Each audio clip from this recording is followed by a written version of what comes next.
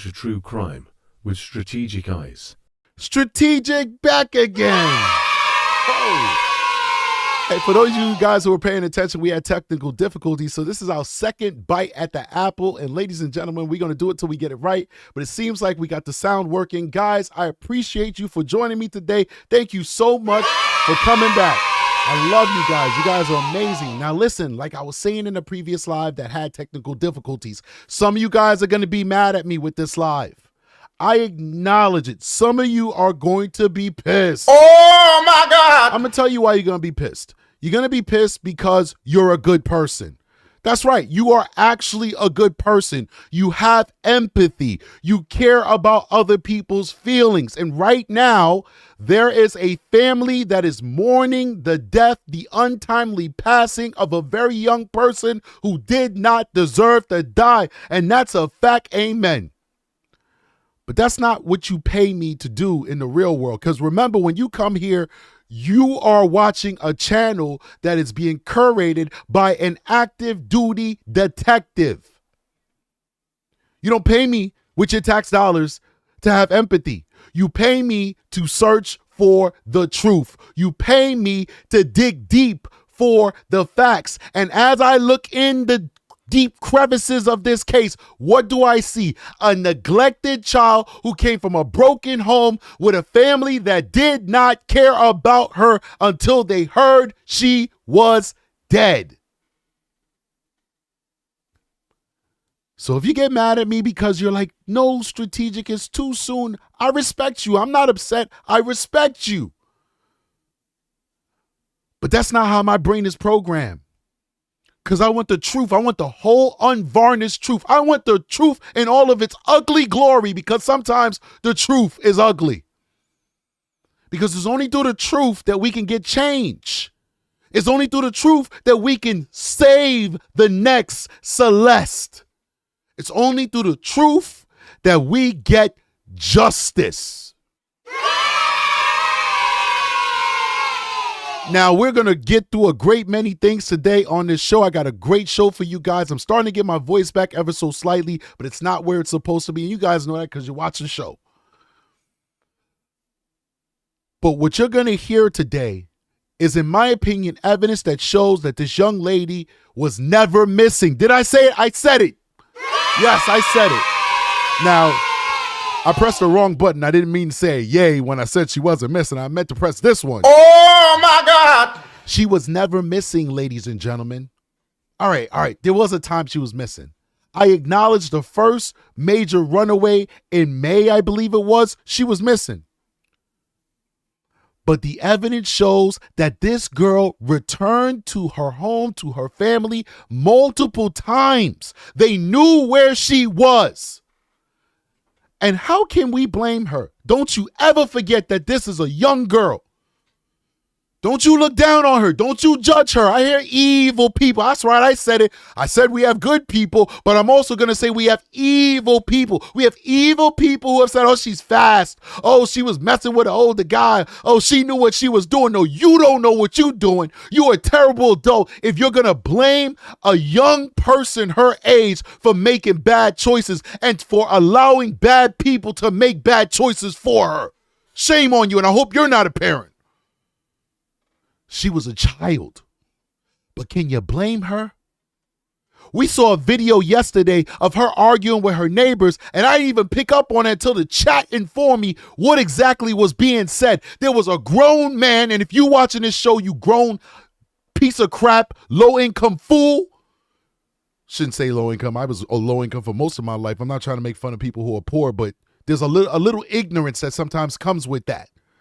That grown man was arguing with this girl, with Celeste. And you know what he was saying? He was saying, we Southside. He was saying, we Southside. Do you know what that meant when he said we're Southside? He was telling her he was a gang member. That coward was telling her he was a gang member. Can you blame this little girl from wanting to escape the trappings of a terrible neighborhood and a dysfunctional family so she could go live in the Hollywood Hills with a man who's telling her that she loves him, or that he's telling her that he loves her? Can you blame her? This girl lived in two different worlds. The world of a superstar in the Hollywood Hills with a private pool and unlimited everything. Versus a home situated in a poor community surrounded by gang members and people who just don't give a ish. And guess what? I think some of the people who didn't give a ish was the people who were supposed to give a ish, which was her own family. And I'm going to prove to you why in this video her own family failed her. And that often happens in these tragedies. And I sound like a broken record when I say it because I keep saying the same thing. It's the family, because it always starts with the family. It's always got to be the family that's doing everything they can, but it started with them. They're doing everything they can. We can't blame them, or they're not doing enough and we can blame them. But it always starts with the family. It is the family, and her family failed her. They failed her. So first, we're going to start off with, well, before we get to that video, the research crew was able to identify the mother and who she is. Unfortunately, it appears she sanitized her page, because when you look at this post that was in February 15th of 2024, this person, Dora Hernandez, posted that Celeste was missing. This is even before the main missing that happened, which was in May. So she had run away multiple times. They knew who she was. They knew who she was with. My understanding is that this guy used to just go pick her up in front of her house in the Tesla. They didn't care. I told you guys about this. You guys got mad at me. Some of you, especially a lot of my Latino viewers, I got nothing but love for you. I'm half Latino. It's all good. Can't speak Spanish, but it's all good. I told you guys, I said, listen, there's certain cultures, it's not everybody. There's certain cultures in Latin America that doesn't have a problem with an adult male dating a teenager, so long as that adult male can provide for her and also the family. And this is a broken family. It's a family of immigrants, a family where the father was deported back to El Salvador and the mother's now alone raising children all by herself. And here's D4VD, who's willing to take a 14, 13, 11-year-old off her hands, feed her, and maybe even, in my opinion, with no evidence to back it up, break off a couple of dollars. If D4VD is willing to break off teenagers thousands of dollars in a parking lot, which we saw with our own eyes, why wouldn't he be willing to break off a couple $1,000s to her mama? Now, people saying, why are you so upset, Strategic? Man, I'm upset because this mother lied to us, guys. She lied to us. How did she lie to us? Because she told us she hasn't seen her daughter for over a year. She told us the last time she saw her daughter was May 2024. And we now know that this girl multiple times returned home. Why would you say that? Your daughter was found either dismembered by some accounts or intact but severely decomposed by other accounts. The bottom line is all accounts point to this little girl being in a hot trunk, melting away in the California sun with no dignity, with no respect to her remains or even the life that she lived, stored away in a stinky, sweaty, hot car. That's what we know. If the police come to you, if social media come to you, if TMZ comes to you and they say, well, when's the last time you see your kid? Why would you not tell us that you saw her multiple times in 2024? Why wouldn't you tell us that? Why would you tell us you haven't seen her since you was posting missing person flyers for her in May? Sweetheart, it's September, now October 1st of 2025. It's a big mistake to make. It's a big mistake to make when the most important person to you on this planet is gone. And we're trying to figure out how and why she's gone and bring you and your household justice, maybe because you didn't give a damn. Nobody cared until that girl went missing. So in this post here, where I guess a family member or a relative is posting that, hey, she's missing, if you click this link here, you go to this page. This is supposedly from this link, the mother. Please contact me, Dora Hernandez, or her parents, Mercedes Martinez. And then when you click that link, this is what you get from Mercedes Martinez. This is not her. I don't believe. But there's no pictures. Everything is sanitized. No workplace, no school, no nothing, no contact. Nothing is filled in. Nothing is filled in. She scrubbed her page, but she's still posting on the page. No videos, no photos, just this photo here and this resort picture. But if you go here, she posted as recently as September 8th, 2025, as recently as September 8th. On September 7th, she's posting. She's still posting, but she sanitized her page. I want to now go to the ex-boyfriend of Celeste. And it's a really good interview. I did think it was a little weird the way the interviewer was conducting it, because he was talking as though this was a grown man in a relationship with a little girl. He's putting a lot of weight on their relationship, more weight than you should on kids basically experimenting with each other. But it's a very good issue nonetheless. Somebody says she might be illegal. That's why she's hiding. Well, in America, we have something called the U visa. And if your daughter gets murdered in America, you're not getting deported. You get a U visa. If you're a victim of a crime, or somebody close to you is a victim of a crime, or if you are a witness to a crime where the victim is a stranger, but if you're a witness to it and it's a serious violent crime, you can qualify for a U visa. So if you're an illegal alien and you walk past a grape or a homicide and you don't even know the person, but you witness it and you cooperate with police, you get a U visa. If you're a parent like she is and your daughter's found in a trunk, melted or dismembered, you qualify for a U visa. There's no way on this green earth that the mother's going to get deported. We just don't do that way. And I have many of my cases, many of them have resulted in people getting U visas. So I'm very familiar with the program and how it works and how you qualify with it. But let's get started with the ex-boyfriend, who's going to talk about his experience with Celeste and her family life.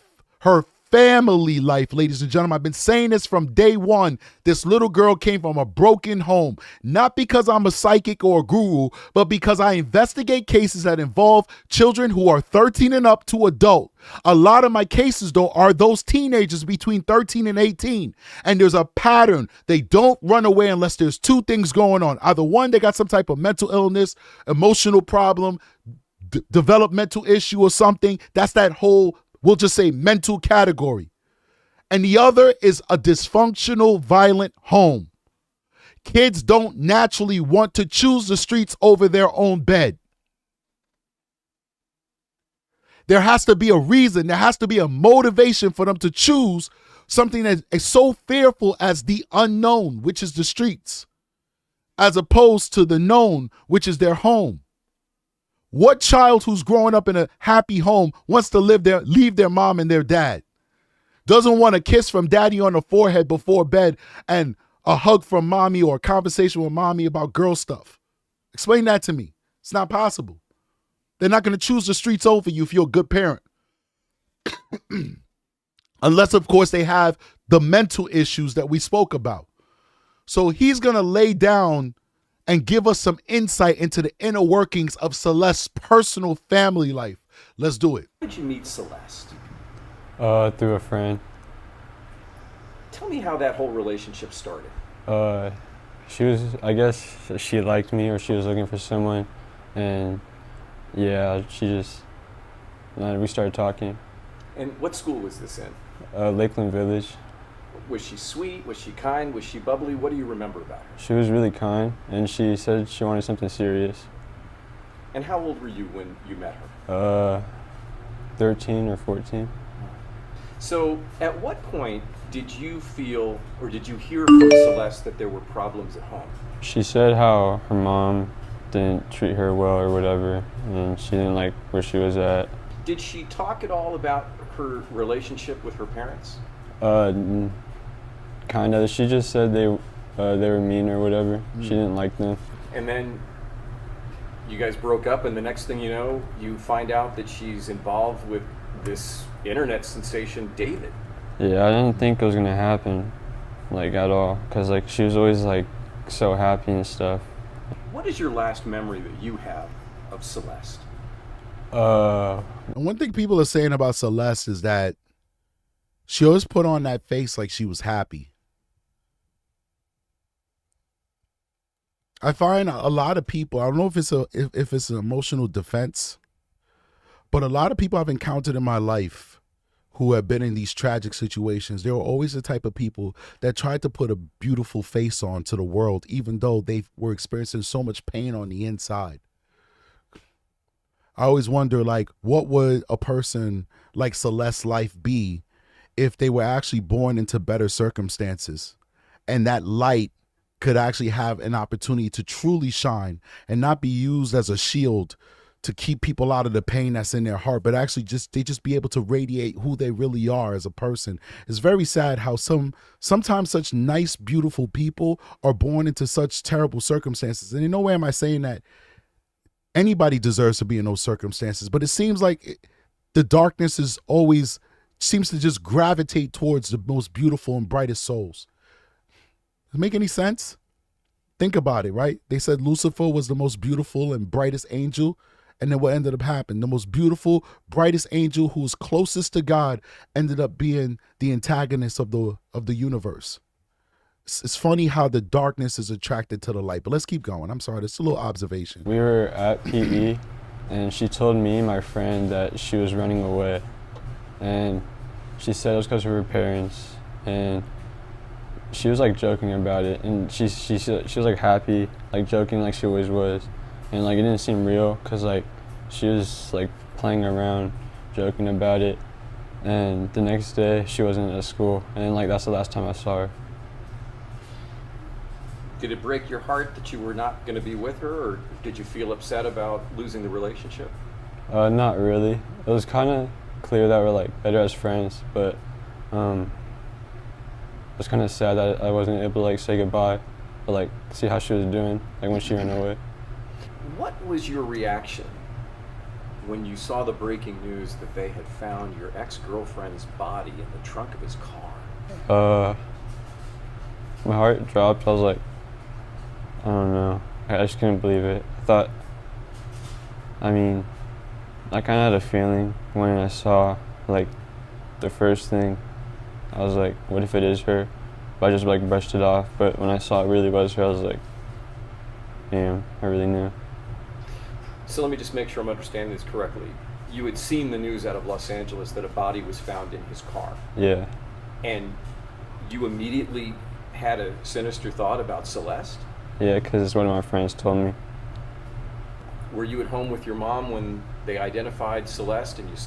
All right, before he answers that question, guys, big shout out to everybody who's watching. We have 383 people joining us, and we're only, 18 minutes into this live. We do appreciate all the support we're getting. Please hit that like button, guys. We're trying to get into that algorithm. We're so close to 100,000 subscribers. We're almost, I think we're just like 1,200 away. We're at 98,800 and change. We're less than 1,200 away from 100,000 subscribers.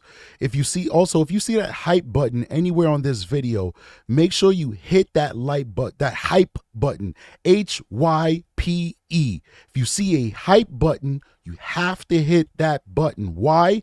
Because that is a new feature from YouTube, and enough of your subscribers hit the hype button, they will put your channel on the YouTube recommendation page, and you have a possibility of your channel going viral. It's almost like the lottery, but the more people that hit that hype button, the more of a chance they will showcase my show on the homepage, and maybe we could reach the entire world, ladies and gentlemen, and give a voice to the voiceless. Support the channel, guys. Hit the like button, hit the hype button, and comment in the comment section. Let's keep going. All over the news. Can you remember that moment for us? Yeah, I was on the way to school, and then like she just like showed me, and like I took a picture of it and I sent it to one of my friends, and he's like, yeah, I saw it too, it's crazy.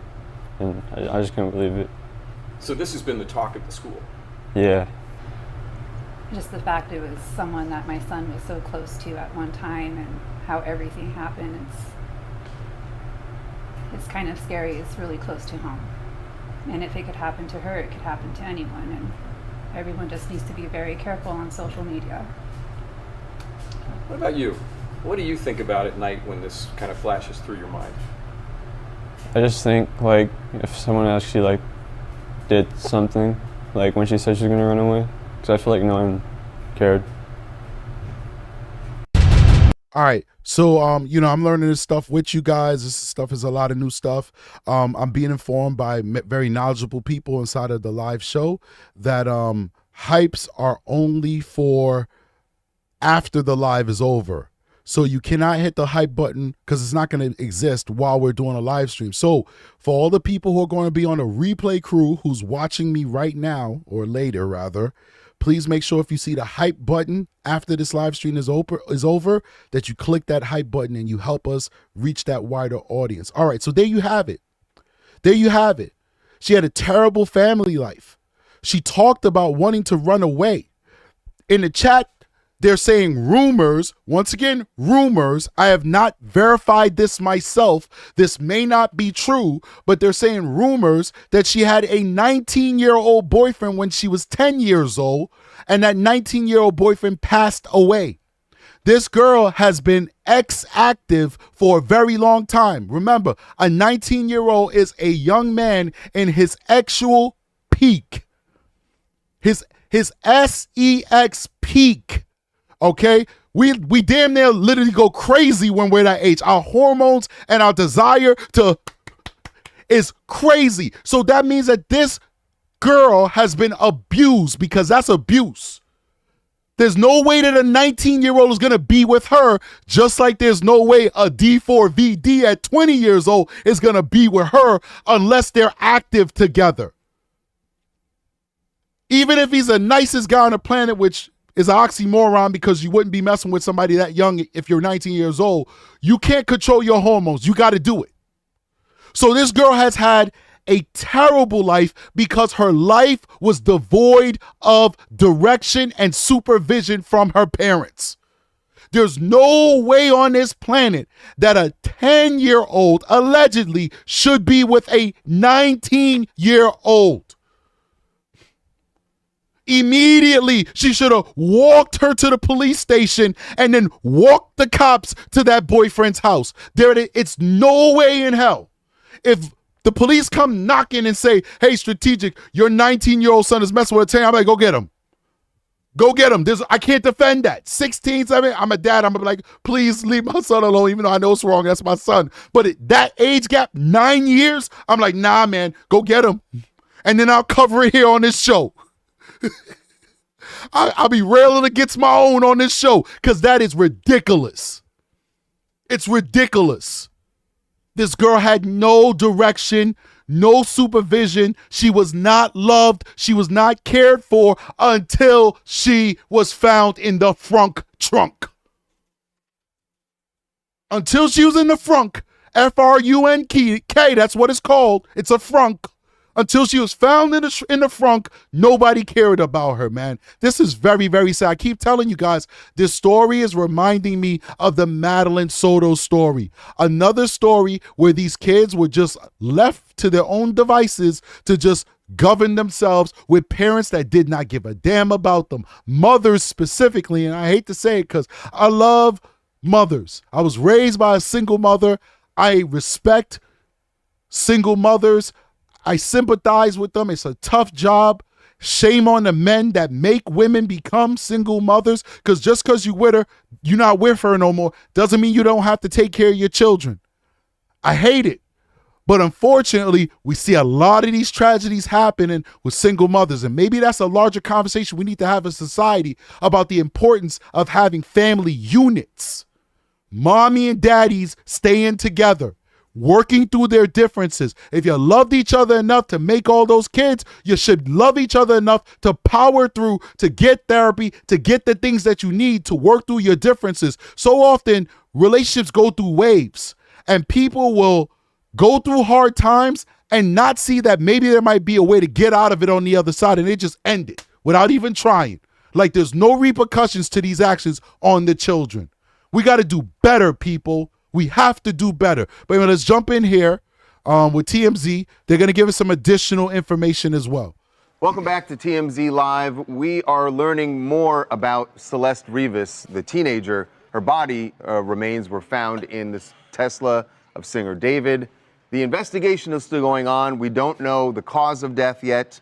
Even though the death certificate came out yesterday, the medical examiner has deferred the cause and manner of death. So just to underscore, we don't know if this was a murder, a homicide of any sort, Right. or whether it was an OD, natural causes. They just haven't said, and they said they don't know yet.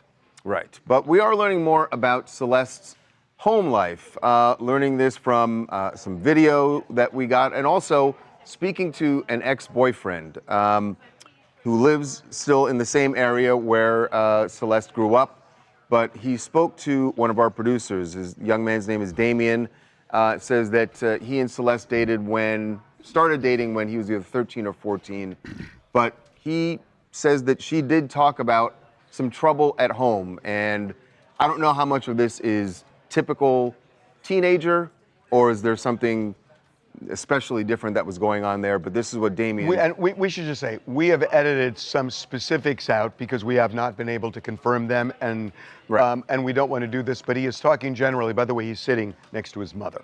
Wait. First of all, I think the reason why they edited some things out, first of all, I covered Harvey a couple weeks back, and I was like, man, he's looking old. And then people educated me that Harvey is over 70 years old. This guy looks amazing. He does not look old when you find out his age, because I just so used to seeing him look young for so long, I forgot that this man is old and he looks amazing for his age. So big shout out to you, Harvey, for defying father time. Amazing. I mean, he's physically fit.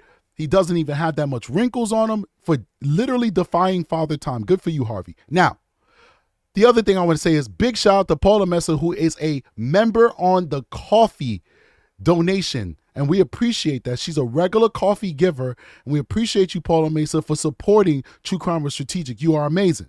Now, back to what they said. See, this is what I don't like. This is why on True Crime with Strategic, we don't really talk to relatives and witnesses of these cases. I don't want to talk to them for the most part. Why? Because sometimes I might find fault in what you're doing. That's why I chose not to platform Stephen Stern's parents. I thought about it. We had good conversations. We were very cordial and respectful with each other. Behind those scenes, those people are very respectful. The father, at least. That's who I spoke to. But I decided I don't want to do this because I know that I was going to have issues with some of the things that they did and the choices they made. And I didn't want to feel like I could not express myself because I'm a classy person and I got to know these people and I spoke to them and they got endeared to me. So I said, I'm not doing it. And so what? Now I'm free to talk about whoever I want. Right? Because you don't got a direct line to me, be like, wait, hold on here. We were vibing on the phone yesterday. Now you calling me all kinds of names. I think that happened here with TMZ. TMZ has been cultivating a relationship with the mother of Celeste. They've gotten inside information from the mother of Celeste. In fact, they broke it to the mother of Celeste that her baby was the one that was in the trunk. This boy now is saying how terrible of a parent Celeste's mother is, and now they're telling us, well, there's some claims that we could not verify, so we edited it out, some claims about the mother and the household, so we edited it out. Since when does TMZ edit out claims? All they got to do is say the same thing I say. It's alleged. I don't know. I didn't verify it, but this is what this guy got to say. There's no way you could hold against TMZ what this boy is saying. All you got to do as TMZ is say what they always say. Hey, these are unverified claims. This is his opinion. This is what he has to say. You figure it out, audience. Why is it they're literally cutting out what this kid is saying? Simply because they couldn't verify it. Unless they don't want to embarrass the mother that is working with them and giving them exclusive inside information, they are tipping the scales. Harvey, you look young, you look great, but you're tipping the scales. You're picking winners and losers. You're picking winners and losers. Does that make sense? Don't make no sense to me. Makes sense to him. Does that make sense? Yeah, so let's listen to what they have to say. But keep that in mind when you listen to this. He has told us he's edited it because there's claims that this kid made about that household that he can't verify. So we're not even getting the full scope of what that young man had to say about Celeste growing up in the household of, what's her name? Let me bring that back over here. In the household of Mercedes Martinez. Mercedes Martinez. We don't even know the full extent of what she experienced in Mercedes Martinez household because what? They just edited it out because they couldn't verify it. Let's keep going. She said how her mom didn't treat her well or whatever, and she didn't like where she was at. Did she talk at all about her relationship with her parents? Kind of. She just said they were mean or whatever. She didn't like them. What is your last memory that you have of Celeste?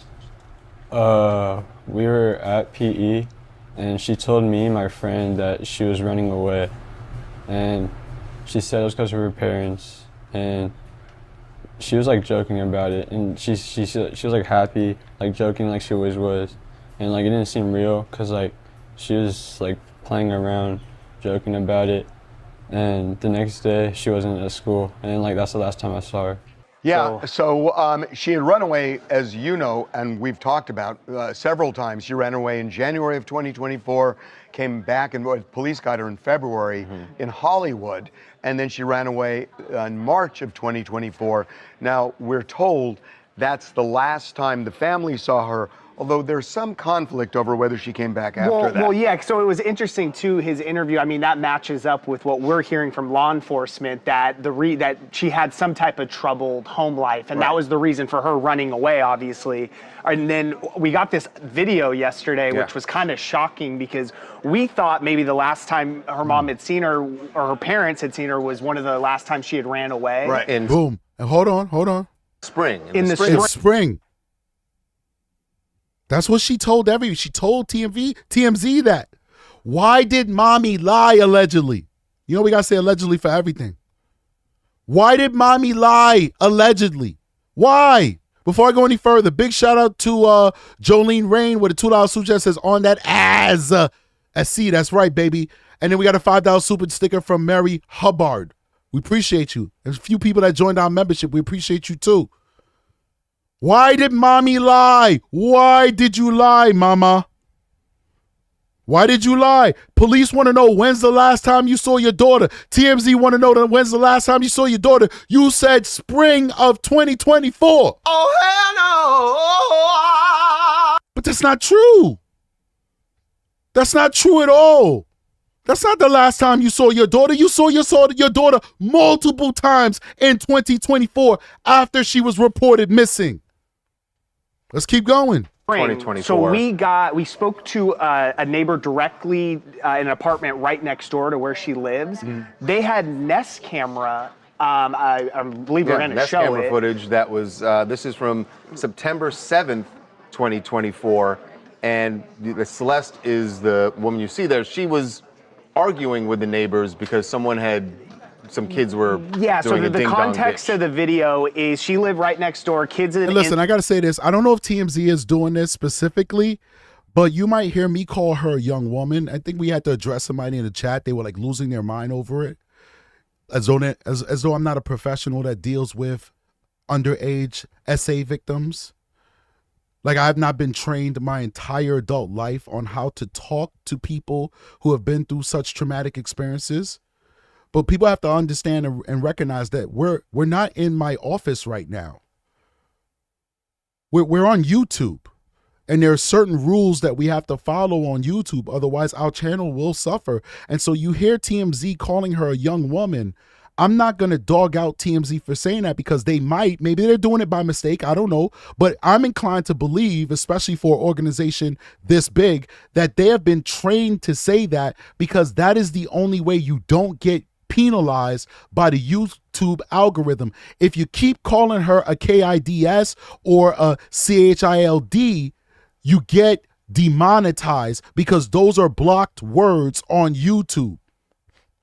So you have to call her a young woman because calling her a young woman is not against the YouTube algorithm. Or it's not even an algorithm. The moderation is what I should say, the YouTube moderation.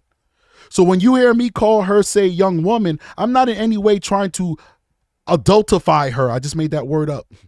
I'm not trying to make her older than what she seems in some way, diminishing the true scope of the crime that was committed against her, with at the very least is her being underage in a relationship with an adult male.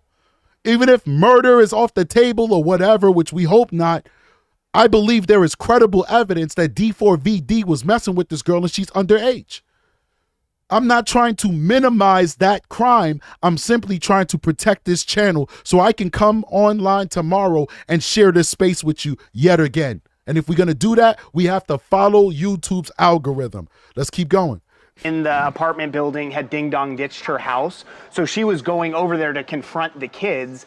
And at the time, they didn't. The neighbors didn't really think anything of it. They're just like, They oh, had this seen is. the missing posters, but they was like, oh, well, she's here. After she left, they were talking. They're like, oh, that was the girl from the missing posters, because the family had gone up and down the block with the missing posters back in April. So wait a minute. So the idea here is that she came back in September 2024 to her family. Yeah. To So Hey, this is- Anakin, come over here for a second. we don't know if she was back there staying with them or she just went back to visit. But she was clearly right. And that is not the only time she came back, because she came back in either June or July as well. And we're going to explore that in later on when we watch Chronicle Speaks video, where she lays out the timeline with evidence, pictures, etc. Big shout out to Chronicle Speaks, large channel. It's a gossip tea channel. She does true crime too, and she does an excellent job. I've been watching her for years as well.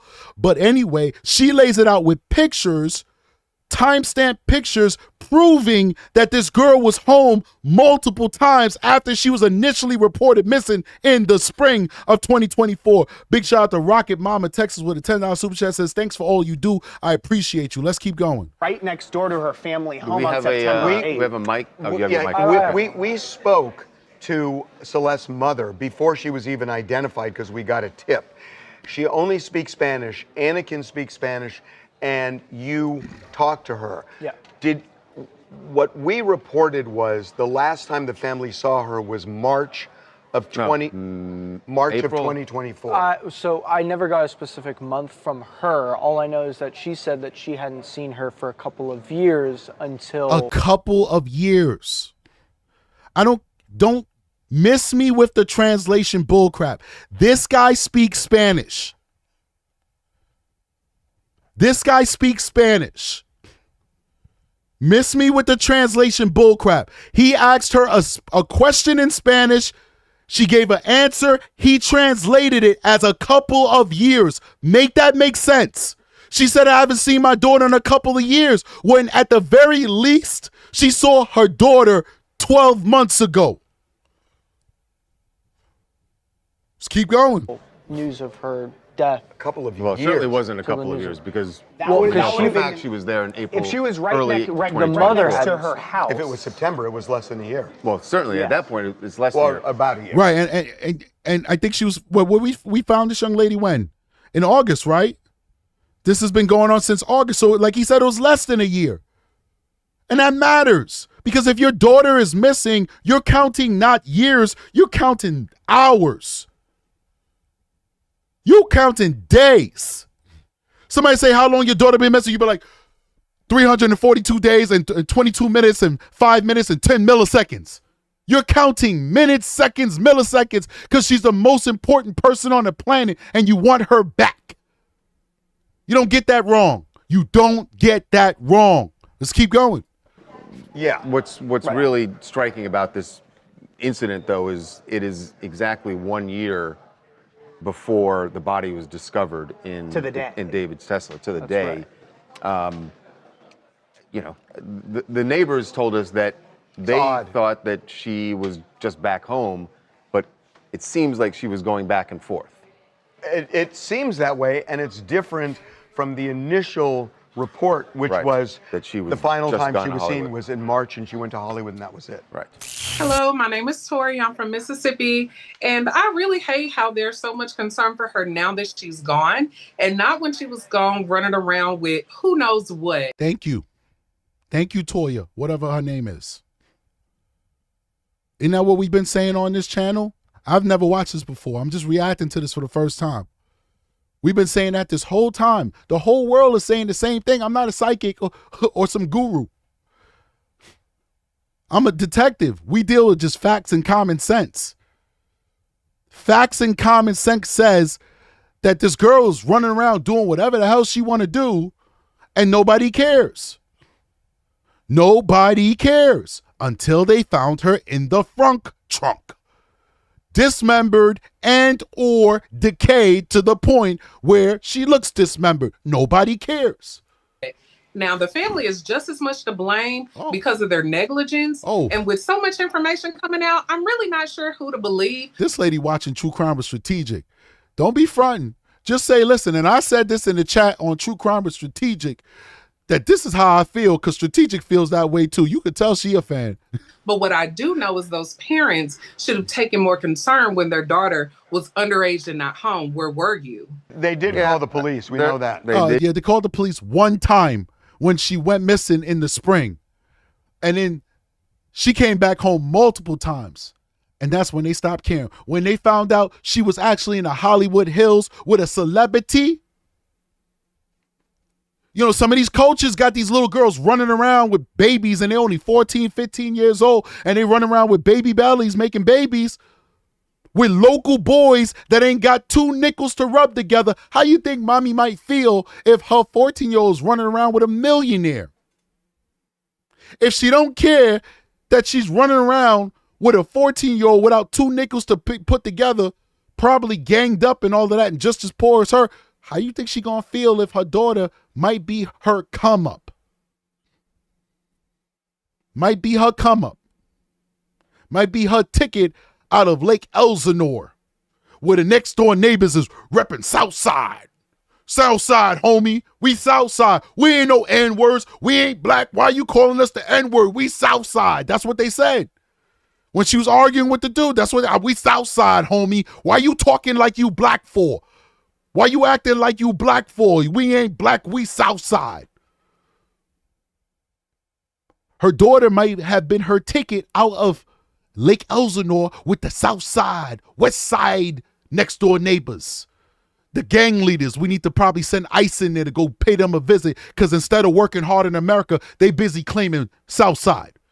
Claiming gang culture instead of trying to attain the American dream by getting a good job and working their butt off. I don't know, but that's a different conversation. Let's keep going. Did call police. We know that family members were looking for her and taking steps to try and find her. But yeah, it was clearly a troubled time at home. All right, let's keep going. Wow. Oh, you guys got me fired up today. You know what happens is, like, I'm close. This is like day 3 for me, and I'm working a night shift and I'm tired because I'm only getting like 3 hours of sleep every day. 2-3 hours sleep, 4 hours if I'm lucky. And so my body is weird. Instead of being like this, I get a rush of adrenaline. So I'm actually very fatigued and tired, but the way my body's programmed, I get super hype and super animated. So this case is making me crazy when I should be tired. Unbelievable. All right, let me see what we got here. Maybe we have a video. If not, we're going to read the article. Police body cam shows officers swarming D4VD's Texas family home just days after Celeste Rivas' body was discovered in his Tesla, responding to a report of gunfire. The footage shows cops showing up to D4VD's Hempstead home with guns drawn on September 18th after a 911 caller claimed they heard gunshots outside the home, a woman screaming, and someone dead. So some idiot swatted his home. I'll go out wide and keep you covered. And I don't believe in this swatting stuff. I don't care what any of us may think D4VD allegedly did. His family does not deserve this. Swatting can result in people being killed by law enforcement because we're going to these locations thinking we're dealing with a mass shooter situation. You guys understand that we are trained, at least in my department, after Uvalde. Remember Uvalde? Never forget Uvalde, how cowardly those cops acted in Uvalde. After Uvalde, all of us are trained that you go and you neutralize the threat. You go and you kill that mass shooter. That is what we're trained. So when you get a phone call that there's a mass shooter killing tons of people, your brain is get in there and shoot the first thing you see that looks like they're a threat. That's what you're trained to do. The police departments have given you permission to do that. In these mass shooting situations, you go in there, you neutralize the threat, you ask questions later. In every other circumstance, they want us to say, police don't move, stop police, and give the perp an opportunity, maybe if you can, to drop the weapon before you take that shot. But in mass casualty situations, your job is to go with a singular purpose, which is to neutralize the threat to stop the killing from the mass shooter. So you are endangering somebody's life when you SWAT somebody. And I think that the penalties for swatting should be tenfold. I think people should do years in prison when they do it. And they do, but it's usually when they catch somebody who's swatted for years. And if they catch somebody who's swatted and resulted in the injury of a person is when they get years. When they don't injure anybody or it's their first time doing it, it's usually a slap on the wrist. And I think that we should change that. So here's the family responding to his home because some idiot wanted to SWAT him. Let's keep going. You want to tap the door? Just wait for me. Because I'm going to keep you covered. Go ahead. I got you covered. Come right here. There's too many windows. Here, knock on the door. We got a phone call from here saying that somebody was dead. What? Is there somebody else that lives on this property that has your address? What's your address? No. That's it. That's it. That's the one we got. We got an address. There was a gunshot and a woman screamed. What? I'm serious. That's why we came up here like this because and then they talked to the caller. Whoever they were talking to said that there's a person dead. No, sir. No, sir. First of all, if I'm responding to a scene like that, you have the exigency to actually go into the home. I'm going in that home. I'm like, yo, listen, I got to make sure that this home is safe and clear.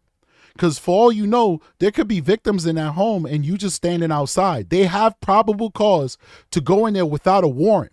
They can't search for stuff like they're searching for drugs or guns. They can do a safety check of that home after receiving a call like that. They have the authority to do that. And to allow these folks to close the door on you is bad tactics because for all you know, could be a gunman back there and that gunman can now get the drop on you. But I'm just giving you some tidbits, guys, but it is what it is. We're not here to critique these cops, but I'm just giving you a little insight on law enforcement tactics. Knock on the door. We need to talk to him. We ain't got time for this. Ma'am, we got to figure out what's going on so we can leave, okay? Get out of here. Very advised. We made contact. They said nothing happened here. She shut the door. Now she's calling 911. That's clear. We haven't received a call. I believe she's going to be in the process. Go ahead, give him a call if you want to verify it. Okay. All right, she's calling you now. There's more that went on. Can you repeat, sir? Broken traffic. Huh? That's not normal activity. If you were at the wrong address, they'd be concerned about somebody else. Like really? Like, you know what I mean? Like, they'd be trying to help. Can you send Tinder 42, sir? Sorry to bother you, but somebody called and said there was something. I mean, there was a person where they called on themselves. You know what I mean? It was like, hey, there's somebody dead. Someone's dead. That's why we take caution, you know what I mean? Yo, I actually, like my son, when he was younger, he actually picked up the phone, called 911. I don't even know what he said. I don't even know if he made any threats or if he said anything. But a police officer responded to the house. He's like, listen, we got a 911 with a kid on the line. Is everything okay? I was like, yeah, absolutely. I identified myself as a law enforcement officer. And he still said, do you mind if I come in and take a look? And I was like, okay. I could have said no, I guess, but I wasn't even going to challenge him at that point because he got a call and he's making a wellness check because they don't know if something is wrong. Because I understood, but what I'm explaining to you is like, that wasn't even like a call where somebody's saying that somebody's hurt. This was like a 3-year-old. So I'm sure he was on the phone like, bah, bah, bah, bah, bah. He'll probably making some funny noises or something like that. But the officer is supposed to at least make an attempt to say, well, can I check and see if everything is okay? Especially when you have somebody saying, I'm a verified caller, which we know is a lie. They spoofed the IP. They probably called from some internet source. They spoofed it to make it seem like they were calling from this home because the callback came back to this home, this location's geolocation. They're saying that multiple people are shot, dead, guns, hostages, the whole nine. You're supposed to go into that house. Now listen, if at that point you feel like this is definitely some swatting crap, I'm not saying you got to go down to the basement. I'm not saying you got to go upstairs. If somebody's saying that there's multiple people shot, just going into the home and seeing the living room and the kitchen area and the foyer area and everything is intact like a normal home could be enough to alleviate your suspicion and say, you know what, everything is fine. I've done my due diligence. Remember, as being a police officer, it's all about doing your due diligence. It's all about doing your best within the confines of the law. I don't think that these officers have done their due diligence so far. And the reason why I'm being so judgmental and I'm critiquing them is that as an officer, I know that you never know when these things could be true. And I want to make sure that we're doing the best we can every time we have an opportunity to do it, because the public deserves the best from us as law enforcement officers. Anyway, let's keep going. I'm trying to scare y'all. This house is way off the roadway. So you just opened the gate and came in? Yes, ma'am. I'll put it back. I have a gate just like it. I can try to get my country. Yeah, when it's something like this, when they say somebody's dead, their life matters more than, you know what I mean? I didn't damage your gate. I just opened it. Oh, it ain't on their phone. And this is not a Texas. Yeah, that's an out-of-state number. Someone's messing with us. But whoever, it would pinged here though, because wherever they call from, it pings and sends it to dispatch. What the what? So like whenever you call 911, wherever you are, it sends like a ping to that's how they know the address. And this address came up to this number? Yes, ma'am. That's where he was meeting. County to engine 42. So is there somebody on my property? It could be. We'll check the property for you. Yes, please. So we'll ride around. If you give me a layout, how's the property? Like, does it go further back? Like, no, it doesn't go any further back. It's right here, and then it goes From the fence, there was a gate here, and the fence around, which is around the fence. Well, him and I will ride around and check, and then we'll leave. You know? Yeah. Okay. So that was a false alarm. You see, I don't like this kind of thing. So if I really do have an emergency, then yeah. Okay. Thank you, ma'am. Sorry. Listen, people saying the mother has attitude. Listen, I'm West Indian. I am like real West Indian. All right, like deep in the Caribbean islands, West Indian. Like my heritage. All right, I'm from the Virgin Islands, U.S. Virgin Islands, but like my mother and my father, like they're like West Indian people. You know what I'm saying? And she's a Caribbean mother. Her son can do no wrong. Now, I think my mother is the exception of that because I could do some wrong. But she's a typical Caribbean mother. I think this guy might be of Jamaican descent. And her son can do no wrong, ladies and gentlemen. And that attitude is pretty much a part of the culture. And this is my culture, so don't nobody tell me about my culture. You got your opinion, I got mine. All right, sometimes it can be a little standoffish, sometimes a little ignorant to what's really happening right in front of them. Very traditional, very about the family, very, I'm going to protect minds, all right?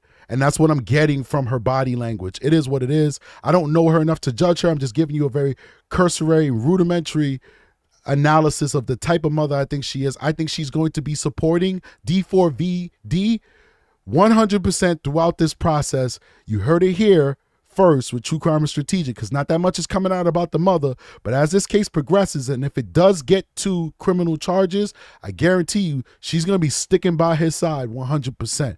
Let's keep going though. If you do have an emergency, you know we're going to be here. Okay. We're going to get here. Yeah, okay. Thank you, gentlemen. Thank you. All right. Y'all have a good night. All right, now, guys, we have 674 people watching us right now, only 383 likes. I'm going to ask you at this time to do two things for me. Number one, some of you guys watching this video are not subscribed to this channel. It just popped in. You kind of feeling me out, trying to figure out if you want to stick around. Guess what? Subscriptions cost you nothing. They're free. So don't guard them like it's your last coin that you're getting ready to pay the cable bill with.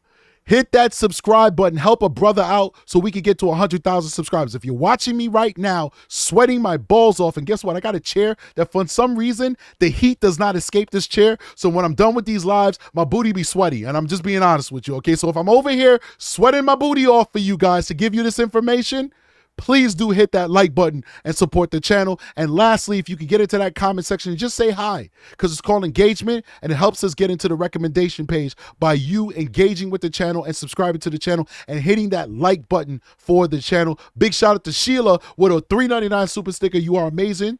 I appreciate you, Sheila. And I've seen you here. You've been here for a long time. Thank you so much for supporting me and going on this journey with me, Sheila. And I'm not lying about that chair situation. I gotta get a new chair, guys. Seriously, this thing is annoying. All right, let's keep going, though. All right, so this is Ashley Banfield, and Ashley is going to shed some light on this as well, guys. And then after this, we're going to go to Chronicle Speaks, where she's literally going to break down the timeline, and then we'll call it in. I'll get dressed and go to work and go save some lives. Let's keep going. We've asked police. They want to try and track those things down when it happens, but they don't know on this one. And they, I think they figured out pretty quickly when David's parents came to the door that that's what was going on here. They didn't see any activity, and the area where their home is in a very rural area. It's not like there's a lot of houses around. So, when police are pulling up, there's no activity. It would have been pretty obvious to them if there was some crisis going on as they pulled up. Sure, but you can't escape the date, September 18th, and it's a day after the LA house that he was renting was raided. Coincidence or something more? It does seem strange to say that this is coincidence. And his parents said to the police, somebody is messing with us. And clearly, even if David wasn't at the house, his parents are aware of what's going on back in LA. And I think at that point, you got to remember, David's name had been out there enough. It was easy enough to know where he's from in Texas, that this was likely someone who's been watching the investigation and has strong feelings about it and decided to prank the home where his parents live, perhaps even doing it thinking that David was there. Because remember, even when the police executed their search warrant, we hadn't seen David in public. Everyone was wondering where he was. And we now know that the day after that search warrant, he moved out of the house. But we haven't seen him since. So, I'll be honest, Ashley, when we got this body cam, the main thing we were looking for, we knew at the point we ordered the body cam, we got it from police. We knew that this was a swatting incident. What we were wondering is whether or not when they went to the house, whether or not they would see David there. Didn't turn out that way. What was the response from the parents once the police did knock on that door regarding who was at home and who wasn't? So they said to the police that their daughter was there and also their son, which immediately we thought, oh, is that David? Did she just confirm that David's there? We went back and looked and found that we knew that David had a younger sister. There was also a younger brother who clearly lived there with their parents. They're both minors. So that's who we think they're talking about. Is it possible that David was there and they just didn't say anything? I guess.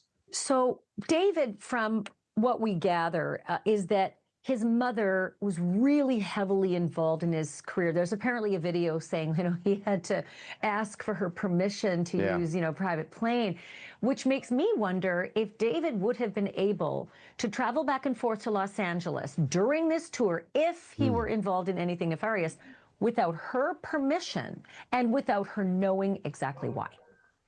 I think he could have. I know that she was involved in his career, but she's not officially his manager, and he is now, adult age. Certainly, when he was a minor and getting started in the business, she had a lot of say in what was going on. But he's managed by people at his label now, so I don't. Yeah, I mean, in all honesty, this guy is signed to Interscope.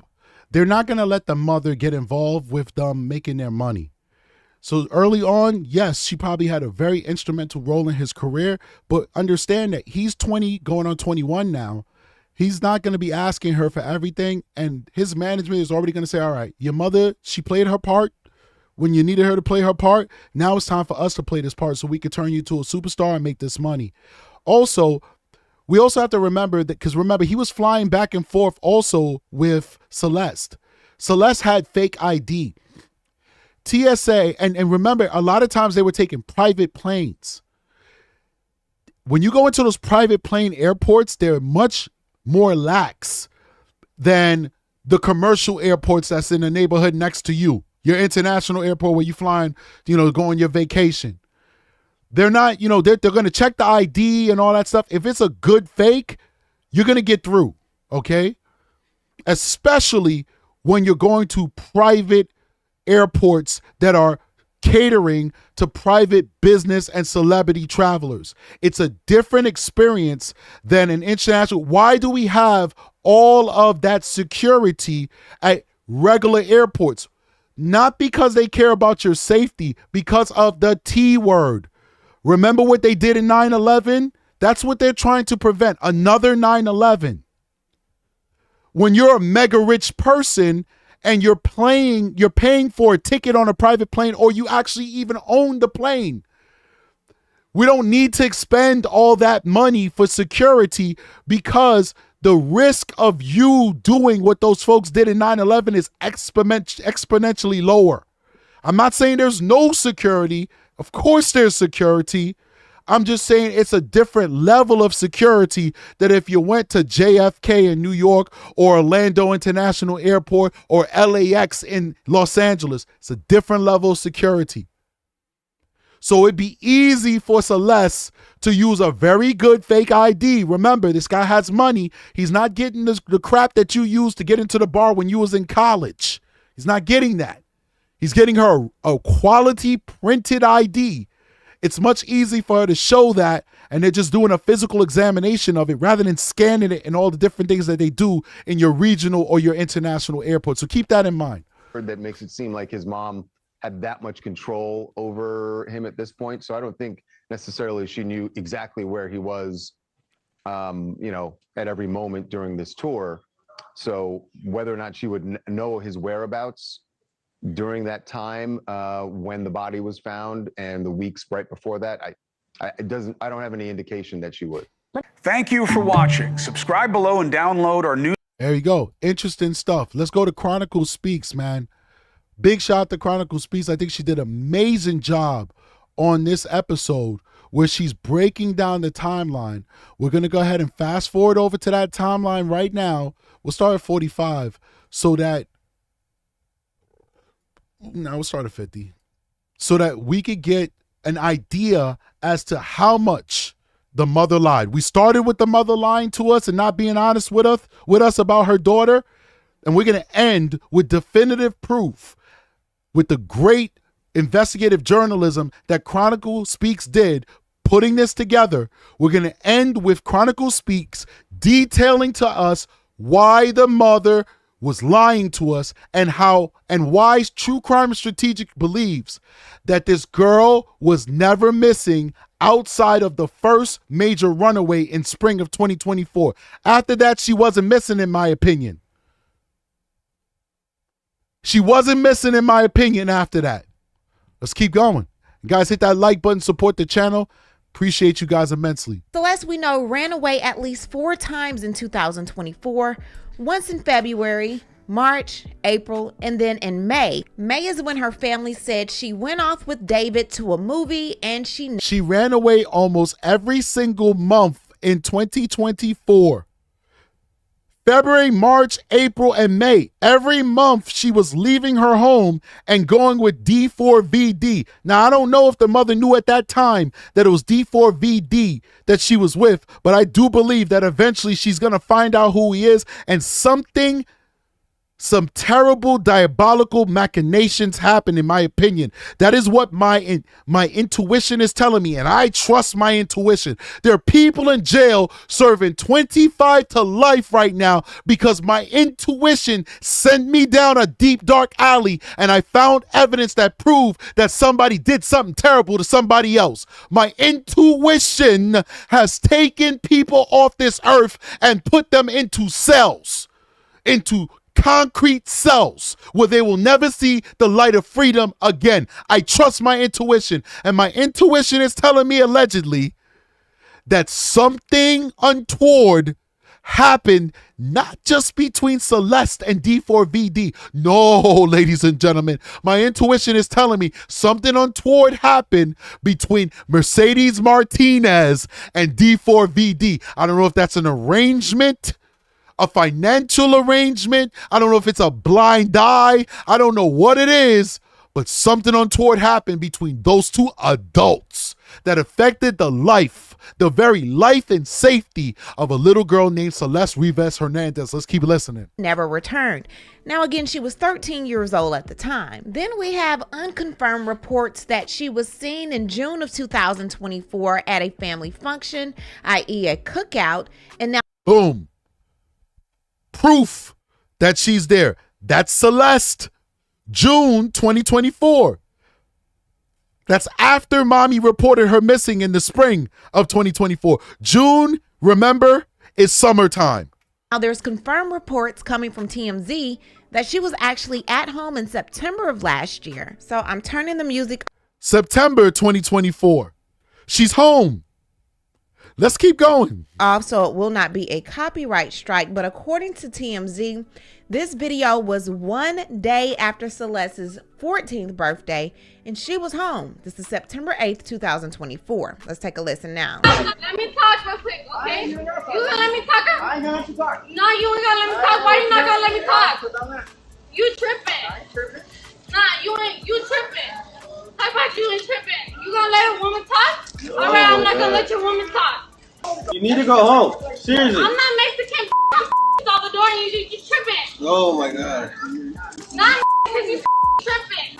Move the out of here. You ain't gonna do shit. You ain't gonna do shit. You better get over there. Get your over there, little girl. I'm over here, stupid. Go there, little girl. You ain't gonna do shit. Go.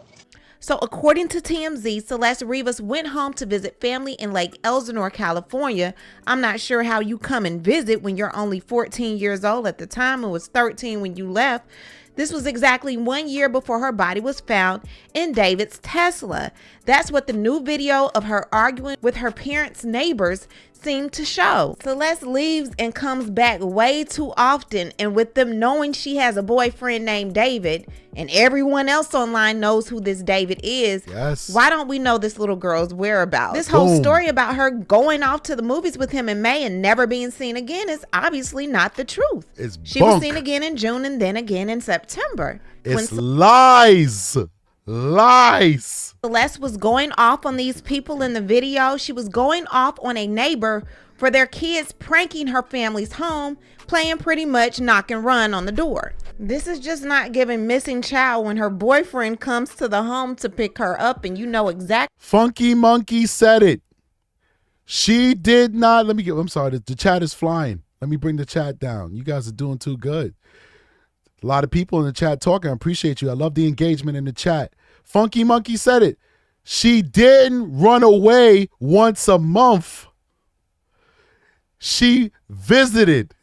She came to visit once a month because her parents let her go.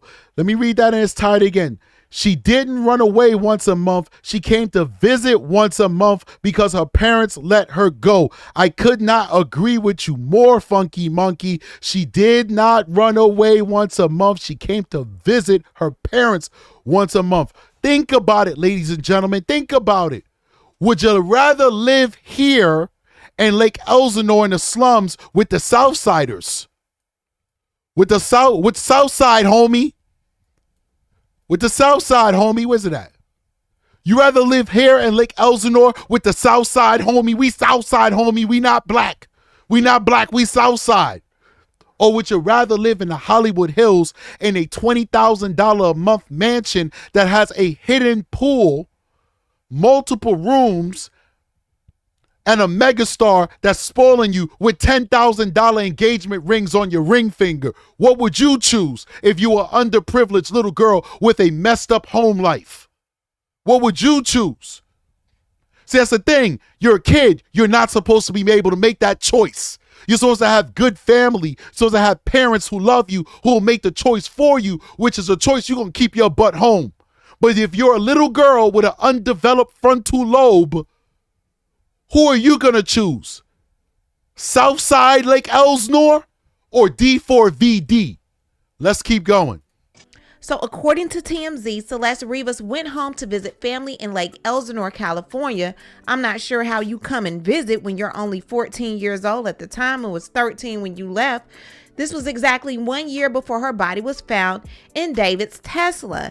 That's what the new video of her arguing with her parents' neighbors seemed to show. Celeste leaves and comes back way too often, and with them knowing she has a boyfriend named David, and everyone else online knows who this David is, why don't we know this little girl's whereabouts? This whole story about her going off to the movies with him in May and never being seen again is obviously not the truth. She was seen again in June and then again in September. When Celeste was going off on these people in the video, she was going off on a neighbor for their kids pranking her family's home, playing pretty much knock and run on the door. Big shout out to Kim Fine, $5 super chat, says, just a coincidence she came at the beginning of the month. I'm sure she was coming to pay the bills. And you know what the funny thing is? When she returned in June, and it's documented, remember, we don't have documentation of all the times she came back. She might have came back even more times than what we have evidence of. But when she came back in June, it was June 2nd. It was also in the beginning of the month. Just like when she came back in September, it appears she came back in the beginning of the month. So maybe you're on to something that she's coming back with cash. Because when D4VD was paying off those kids, he ain't cash app those kids. My daughters got cash app and they're minors. He ain't cash app those kids. A lot of kids got bank accounts and cash apps. He gave them cash. Maybe he wouldn't want a paper trail for paying off the mother, so maybe she's returning the beginning of the month with that cash. Remember, the father had recently gotten deported back to El Salvador. If you know anything about Latino communities, when they have mommy and daddies in place in a home, the father's the breadwinner. I'm not saying mommy doesn't work. Latino people, some of the most hardworking people on the planet, no shade. But whether mommy and daddy was both working, if daddy gets deported, that's a big hit to that household. That's a big support that's gone, financial support that's gone. How can mommy keep that household afloat by herself in California, one of the most expensive states in the country? Even if you live in Lake Elsinore, you still got to pay money. How is she affording to live and support that family all by herself when daddy's in El Salvador? Think about that. You honor something when you say it's the beginning of the month. Maybe she's returning with that stack of cash to help pay those bills. Big shout out to Mary Hubbard with another $5 super chat. Thank you so much. Let's keep going and hit that like button, people. This is just not giving missing child when her boyfriend comes to the home to pick her up, and you know exactly who her boyfriend is, what type of car he has, and the cops never arrested this man? Okay. It's not like it was unknown where this missing runaway was. How did it go unchecked? How did no one knock on the David's door that she went to the movie with and say, she's 13? Spanish. Anakin speaks Spanish, and you talked to her. Yeah. What we reported was the last time the family saw her was March of 2024. So I never got a specific month from her. All I know is that she said that she hadn't seen her for a couple of years until news of her death. A couple of Well, it years. certainly wasn't a couple of years because she was there in April. If she was right early next to, the mother had to her house. If it was September, it was less than a year. Well, certainly at that point, it's less than a year. About a year. Yeah. What's really striking about this incident, though, is it is exactly 1 year before the body was discovered in. Something about this situation is not making sense. Celeste was just with her family last year. She was at her parents' house September of last year arguing with the neighbor, so I'm not sure why her mother would say she hasn't seen her in years. How did you meet Celeste? Through a friend. Tell me how that whole relationship started. She was, I guess she liked me or she was looking for someone, and yeah, we started talking. And what school was this in? Lakeland Village. Was she sweet? Was she kind? Was she bubbly? What do you remember about her? She was really kind, and she said she wanted something serious. And how old were you when you met her? 13 or 14. So at what point did you feel, or did you hear from Celeste that there were problems at home? She said how her mom didn't treat her well or whatever, and she didn't like where she was at. Did she talk at all about her relationship with her parents? Kind of. She just said they were mean or whatever. She didn't like them. And then you guys broke up, and the next thing you know, you find out that she's involved with this internet sensation, David. Yeah, I didn't think it was gonna happen, like, at all, because like she was always like so happy and stuff. What is your last memory that you have of Celeste? We were at PE, and she told me and my friend that she was running away, and she said it was because of her parents, and she was like joking about it, and she was like happy, like joking, like she always. Every time she talks about these negative things, it involves her parents. Her parents. I'm not happy. They're mean to me. They don't treat me right. I'm running away. I don't want to be there. Her parents. Like I said when I started out this live, some of you guys are going to be upset with me because you have empathy. You're going to say it's too soon, strategic. She's just a kid. These parents just lost their family member. Come on, have some empathy. They're suffering right now. They're mourning. I get it. You're a better person than me. You have empathy. I'm desensitized. I've seen too much of the evil in my fellow human beings to have faith in a lot of you folks. I'm sorry, you're better than me. I'm happy for you, but I'm not going to give them a pass because the evidence is showing a dysfunctional home that led this lamb to the lion's den, and somebody has to be held accountable for it. I'm not saying you got to go to jail. I'm just saying I'm going to call you out. It is okay for us to be judgmental in society because our judgmentalness in our society is what sets standards. And you have to have standards of living. You have to have standards in a collective morality is what makes a country a country. It's what makes a society a society. We have to believe in the same things. And in the US of A, we do not agree with little girls messing with grown-ass men. It may do it in your country, but when you come here, you better live by our rules. Celeste should be alive right now because Celeste should have had people who loved her, who cared for her, who mentored her, and who would have steered her away from that grown man named D4VD. It's unacceptable in our culture, in this country. It's shameful. And she ran away because she had bad parents. And so I feel for them and I sympathize with them and I understand that they are going through a lot right now, but I'm not giving them a pass because their failure resulted in their daughter losing her life. They knew where she was at. She came home to visit almost monthly, in my opinion. And I'm pretty sure she did not come empty-handed. I think she came with a stack of cash. Just keep going.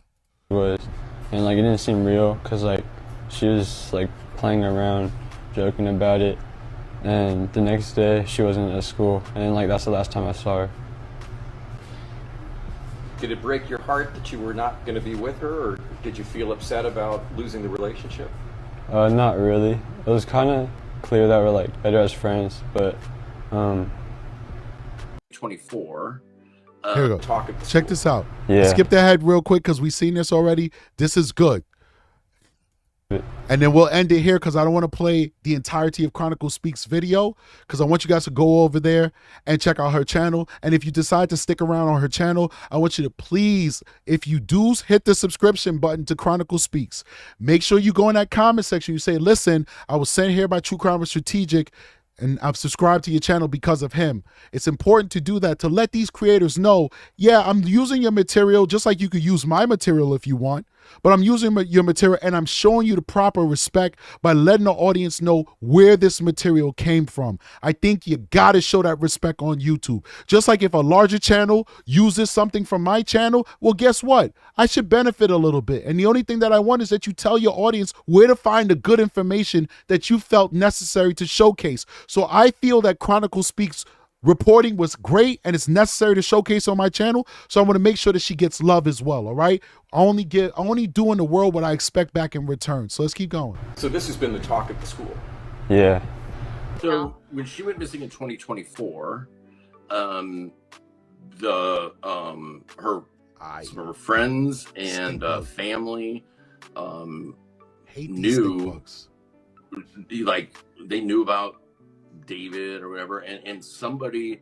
So there's like a language barrier with the mom does not speak English and the dad is not in the country, and so somebody was helping them.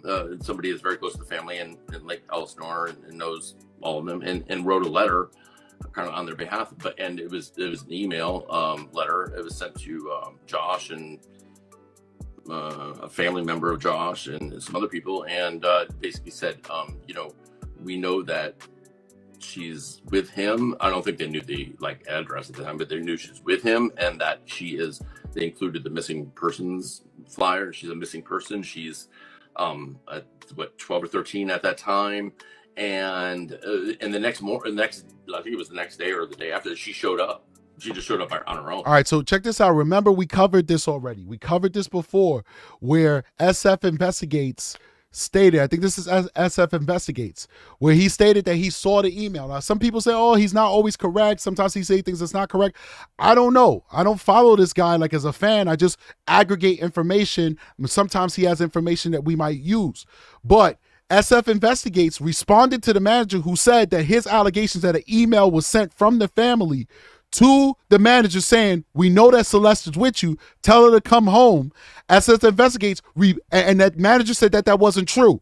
He said, that's not true. I didn't receive any emails from anybody. I don't know what's going on with D4VD. I live in Florida. Yes, I manage him, but there are underlings that's with him on a daily basis. I barely even see my artists. That's what the manager said. Well, SS Investigates rebutted and said, that's not true. I saw that email, and we even forwarded the email to the police. I read it with my own eyes, and we forwarded that email to the police, and now SF Investigates is saying that after the email was sent, Celeste showed up to the house the next day. Celeste showed up to the house the next day after the email was sent to the manager of D4VD. Back home.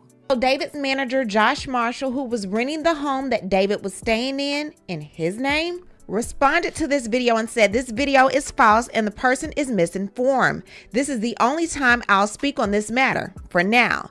This has been a tough time for my family as I am a father of 3 children. I receive no emails and I'm no one's roommate. I live full-time at home with my wife and kids. My daughter is Yo, them stink bugs is after me, man.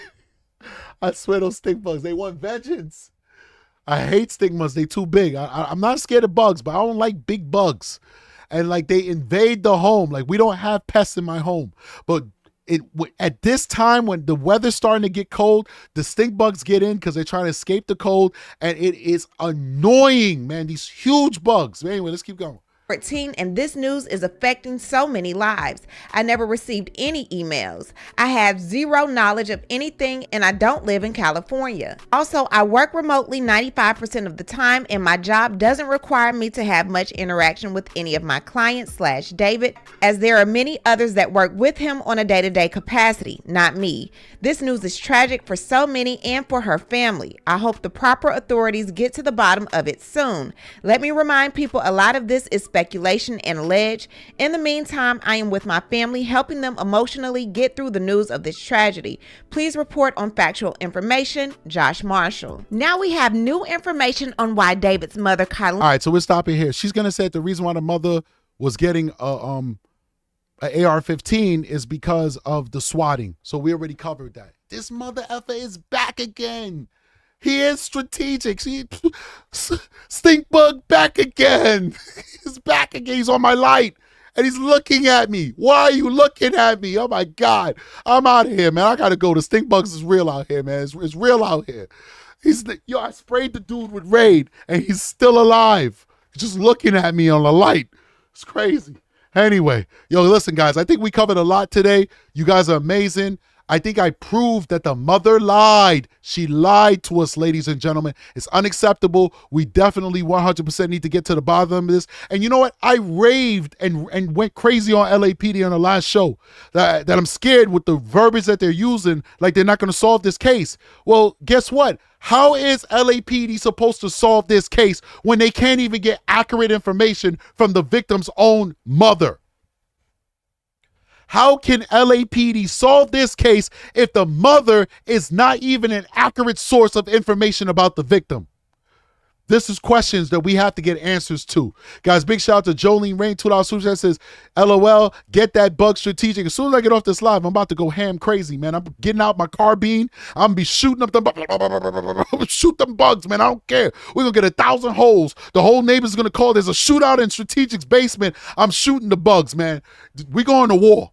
We're going to war. Let me see if anybody else send me a super chat before I get out of here. Let's see here. Nope. We're all caught up, man. You guys are amazing. Sheila with a $20 super chat says, for the new chair, not a lot, but hope it helps. Thank you so much, Sheila. That's very nice of you. It will definitely help. We will put it towards the new chair fund. So we appreciate you. You are amazing, Sheila. That's very kind of you. So Sheila, that's her second super chat. So she sent $4 before, then she sent $20, almost $25. That's so kind of you, Sheila. Thank you so much. But we caught up. I think everybody else we acknowledged. Thank you so much, guys, for hanging with us today. You guys make sure to like and subscribe on the channel. Make sure to join the membership. We have one of the most affordable memberships on YouTube. Our membership starts at 99 cents.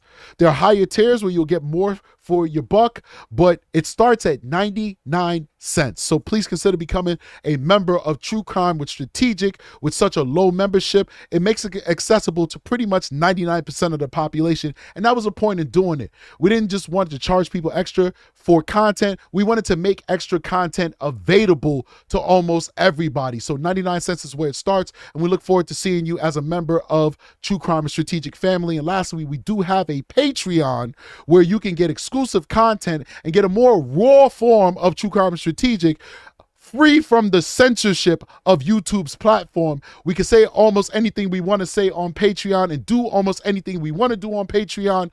One of our newest videos that's up there is we actually dissected a judge who was in the Dylan Roof case.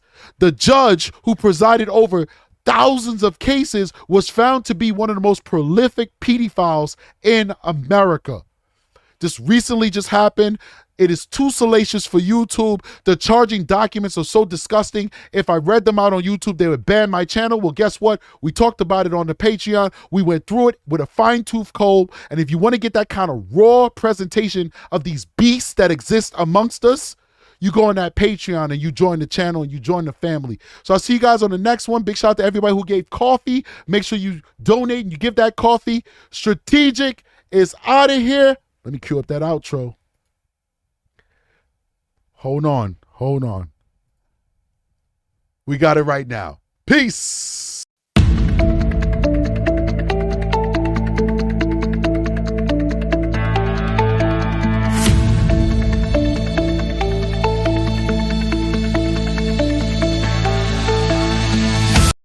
All right, had to come back on real quick only because Chris DP gave us 10 free gift memberships.